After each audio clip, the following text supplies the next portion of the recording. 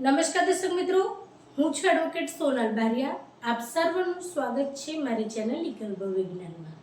દર્શક મિત્રો, એક મિત્રનો પ્રશ્ન છે કે વર્ષ 1982 ની અંદર અમે 200 રૂપિયાના સ્ટેમ્પ પેપર ઉપર ખેતીની જમીન ખરીદેલી, પરંતુ જે ખેતીની જમીન ખરીદેલી એ જે વેચનાર વ્યક્તિ છે તેઓ મૂળ ખેડૂત ખાતેદાર નહોતા. એટલે વર્ષ 1987 ની અંદર અમારે જે ખેતીની જમીન ખરીદેલી એ જે વેચાણ કરાર છે તેને પ્રાંત અધિકારી સાહેબ શ્રી દ્વારા રદ કરવામાં આવ્યો હતો. પરંતુ વર્ષ 1995 સુધી અમારું જે નામ છે એ તેની અંદર હતું જ 7/12 ની અંદર. પરંતુ ત્યાર પછી અત્યાર સુધી જે જમીનનો અમે ખરીદી કરી હતી એનો કબજો તો અત્યાર સુધી અમારી પાસે છે જ. જે વેચનાર વ્યક્તિ છે તેઓ એ જમીન ઉપર કોઈ પણ પ્રકારની ખેતી કરતા નથી. તો શું આવા સંજોગો દરમિયાન ભલે વેચાણ નોંધ રદ થઈ હોય પરંતુ કબજો અમારી પાસે છે તો 7/12 ની અંદર ફરી અમારું નામ દાખલ થઈ શકે ખરું?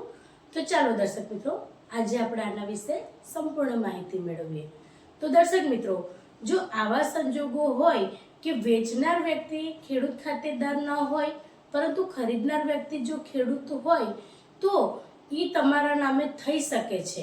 પરંતુ સૌથી પહેલી મુખ્ય બાબત એ છે કે જે વેચનાર વ્યક્તિ છે તેઓ ખેડૂત ખાતેદાર નથી તેના પ્રમાણ તમારે રજૂ કરવા પડે. અને એ નથી તો પછી એમની પાસે ખેતીની જમીન આવી કઈ રીતે એ પણ તમારે જે તે પ્રમાણ છે એ રજૂ કરવા પડે પ્રાંત અધિકારી સાહેબ શ્રી સમક્ષ.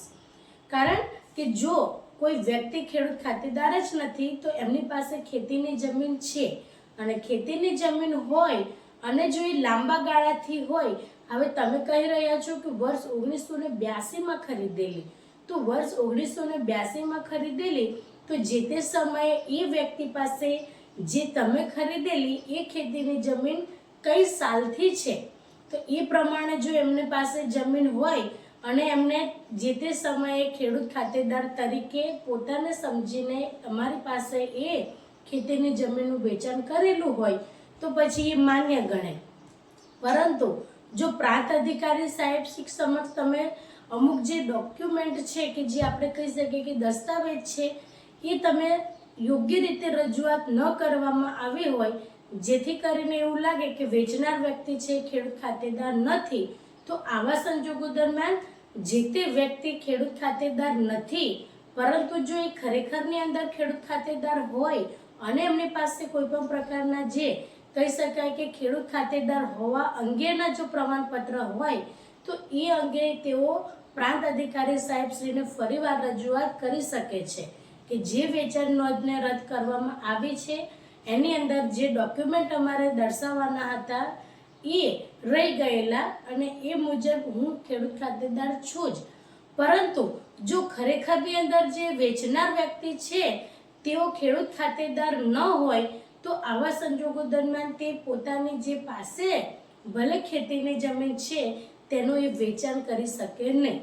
પરંતુ મુદ્દાની બાબત એ છે કે એ વ્યક્તિ ખેડૂત ખાતેદાર નથી તો એમની પાસે ખેતીની જમીન ક્યાંથી આવી એનો સંપૂર્ણ રેકોર્ડ્સ તેમને મામલતદાર સાહેબશ્રી અથવા તો આપણે કહી શકીએ કે પ્રાંત અધિકારી સાહેબશ્રીને દર્શાવવું પડે. કારણ કે જે નોંધ પડી હશે એ મામલતદાર કચેરીમાં પડી હશે. જો એમને કદાચ ખરીદી હોય જે તે સમયે ખેતીની જમીન તો એની નોંધ છે એ મામલતદાર કચેરીમાં પડી હોય એટલે મામલતદાર સાહેબશ્રીને પણ તમે અરજી કરી શકો કે જે પ્રાંત અધિકારી સાહેબશ્રી દ્વારા અમારો જે વેચાણ કરાર છે એને રદ કરવામાં આવેલો છે અને જે વેચાણ નોંધ છે એને પણ રદ થઈ છે. તો આની અંદર જે ખેતીની જમીન કાં તો ખરીદી હોય કાં તો વડીલોપાર્જિત તરફથી મળી હોય, પરંતુ જો વડીલોપાર્જિતથી મળી હોય તો જે વેચનાર વ્યક્તિ છે તેઓ ખેડૂત ખાતેદાર જ હોઈ શકે. પરંતુ અહીંયા મુદ્દો જ એ છે કે જે વેચનાર વ્યક્તિ છે તેઓ ખેડૂત ખાતેદાર નથી.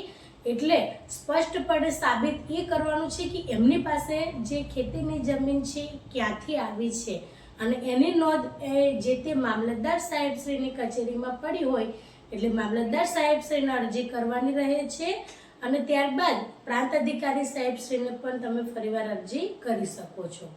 બીજી બાબત એ છે આ કેસમાં કે તમે 200ના સ્ટેમ્પ ઉપર લખાણ કરીને જે તે ખેતીની જમીન છે એનું તમે ખરીદી કરેલી છે, તો તમે જે તે સમયે 200ના સ્ટેમ્પ ઉપર તમે આ ખેતીની જમીનનું તમે ખરીદી કરી, તો શું તમારી નોંધ જે ગામના જે 6 હોય છે હકપત્રક એની અંદર તમારી એન્ટ્રી પડેલી છે કે નહીં તેની તપાસ કરાવો. કારણ કે 7/12ની અંદર તમારું નામ ચડ્યું છે તો ગામ નમૂના નંબર 6નું જે હકપત્રક હોય એની અંદર પણ તમારી એન્ટ્રી પડેલી હોવી જોઈએ. અને જે 1987ની અંદર આ જે તમારો કરાર થયેલો છે વેચાણ કરાર, એ નોંધને રદ કરવામાં આવેલી હોય તેમ છતાં પણ તમારું જે નામ છે એ 1995 સુધી 7/12ની અંદર હતું જ, તો શું તમે એને ફરી રદ કરાવ્યું કે ડાયરેક્ટ જે વેચાણ કરાર છે એને રદ કરતા પ્રાંત અધિકારી સાહેબ શ્રી દ્વારા જે તમારો વેચાણ કરાર રદ થયો તે પ્રમાણે તમારું નામ કેન્સલ થઈને મૂળ માલિકના નામે થઈ ગયું છે. એટલે આ જે સમસ્યા છે એનો એક જ નિરાકરણ છે કે જે વ્યક્તિએ ખેતીની જમીન તમને વેચી છે એ વ્યક્તિ પાસે ખેતીની જમીન ક્યાંથી આવી, અને તમે તો મૂળ ખેડૂત ખાતેદાર છો જ, તો તમને તમારા નામે આ જે ખેતીની જમીન છે એ મળવાપાત્ર રહે છે. તો દર્શક મિત્રો, આ જ રીતના ઇન્ફોર્મેટિવ વિડીયો હું મારા ચેનલના માધ્યમથી તમારી સમક્ષ રજૂ કરતી રહું છું. જો તમને વિડીયો સારો લાગ્યો હોય તો તેને લાઈક કરજો, શેર કરજો અને ચેનલને સબસ્ક્રાઈબ કરજો.